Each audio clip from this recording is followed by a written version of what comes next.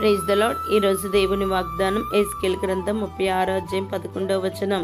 మునుపటి కంటే అధికమైన మేలు మీకు కలుగజేసేదను. ప్రియ దైవజనమా, గతించిన దినములలో సంవత్సరాల్లో మీకు వచ్చిన ప్రతి కష్టములో దేవాది దేవుని ఆశ్రయించి ఎన్నో మేలులు పొందుకున్న మీరు ముందున్న దినాలలో సంవత్సరాలలో కూడా ప్రతి విషయములలో దేవాది దేవుని ఆశ్రయించగలిగితే మునుపటి కంటే అధికమైన మేలు మీకు కలుగజేయను గనక ధైర్యం వహించుడి. మేలు చీటికి యెహోవా మీతో కూడా ఉండును. ఎందుకనగా ఆయన యందు భయభక్తులు గలవారి నిమిత్తం ఆయన దాచి ఉంచిన మేలు ఎంతో గొప్పది.